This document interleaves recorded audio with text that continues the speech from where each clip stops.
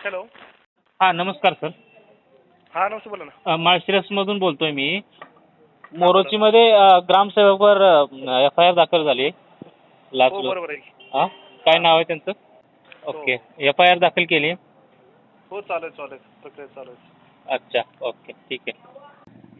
हा नमस्कार सर. नमस्ते. लोकशाहीकडून बोलतोय युवराज. हा ते बोला. मोरोचीमध्ये जी कारवाई झाली लोंढे मॅडम वरती ग्रामसेवक, हम्म. जी कारवाई केली होती ती कोणता अधिकारी होता तिथे? मीच होतो स्वतः. तुम्हीच होता?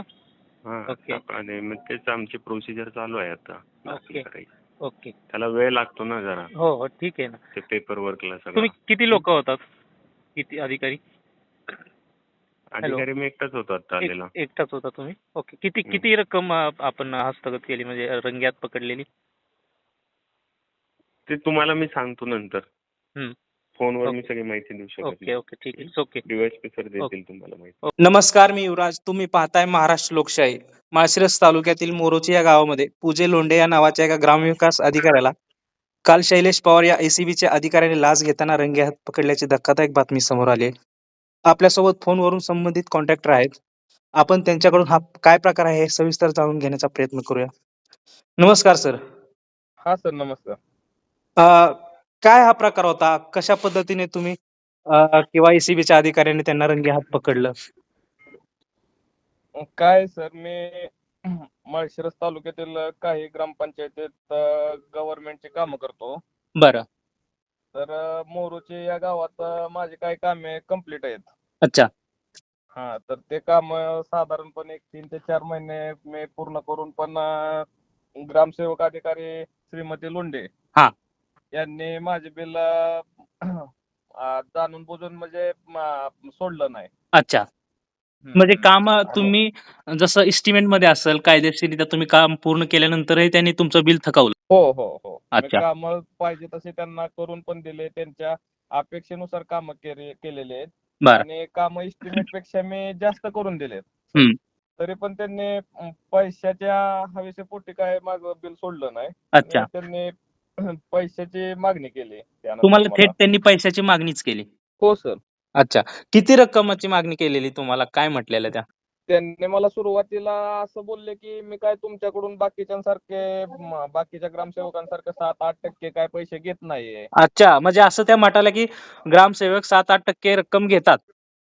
हा, ओके. तर त्यांनी मला ह्या पद्धतीनं बोलल्या. तर मी बोललो की असं काय नाही आणि मी काय काम इस्टिमेटला धरून केलेलं आहे. अच्छा. तर मी काय एवढं तुम्हाला म्हणजे काय हे करू शकत नाही म्हणलं. मी काय पैसे तुम्हाला देऊ शकत नाही म्हणलं. हा. तर त्यांनी मला स्पष्टपणे सांगितलं की तुम्ही जर पैसे नाही दिले तर मग तुम्हाला बिल सोडायला त्रास होईल माझा. आणि जर अच्छा. माझा जर त्रास झाला तर तो त्रास तुम्ही सहन करायची तयारी ठेवा. अच्छा, म्हणजे इतकं स्पष्ट एक बोलल्या त्या?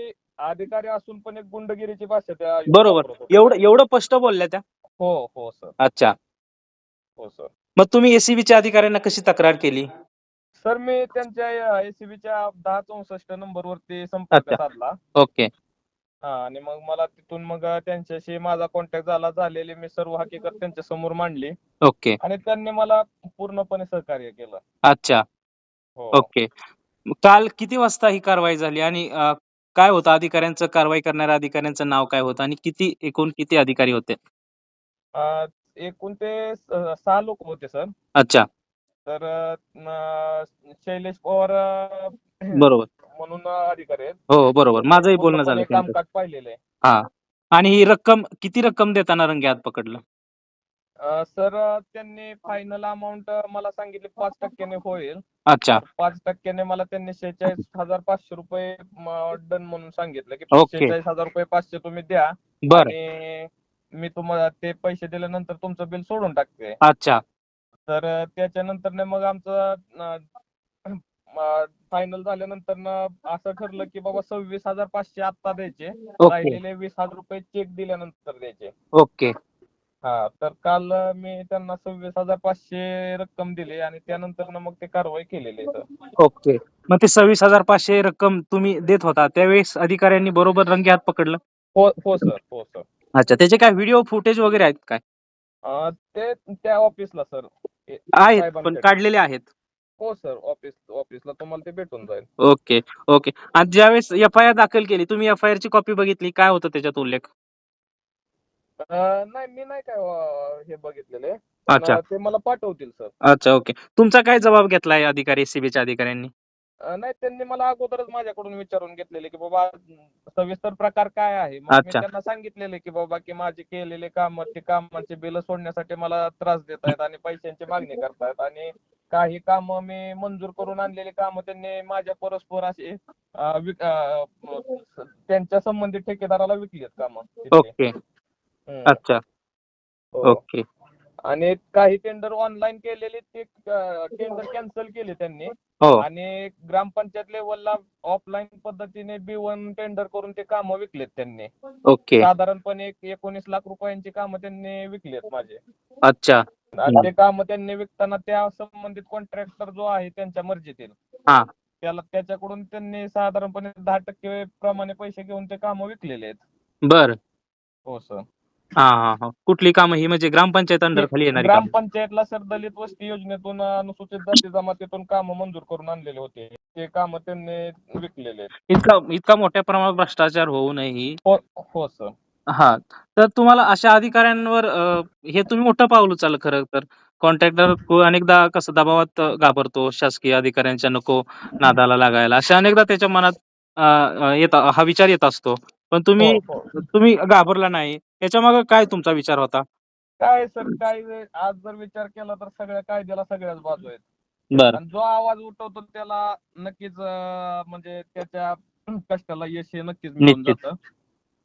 बरोबर. त्याच्यामुळे मी काय गोष्टी कायद्यानुसार माहिती घेऊन सगळ्या गोष्टींची बाबा काय म्हणजे ह्या ज्या रकमा वगैरे जे मागणी करत होत्या हा हा. त्या रकमांचे काय कशात उल्लेख नाही किंवा काय कशाचं देणं घेणं लागत नाहीये त्यांना. बरोबर. हम्म. ठीक आहे. तर तुम्ही खूप चांगलं कार्य केलं. निश्चित अशा अधिकाऱ्यांवर वचक बसणं काळाची गरज आहे. हे भ्रष्ट हो. अधिकाऱ्यांमुळं एक प्रामाणिक अधिकाऱ्यांचं ही खूप मोठं बदनामी होत असते. हो सर. तुमच्या कार्याला निश्चित महाराष्ट्र लोकशाहीकडून सॅल्यूट आहे. काही या संदर्भात काही तुम्हाला तक्रार असेल, अधिकारी दुर्लक्ष करत असेल तर तुम्ही आमच्याशी संपर्क करू शकता. आमच्याशी बोलल्याबद्दल खूप खूप धन्यवाद. ओके. Thank you sir.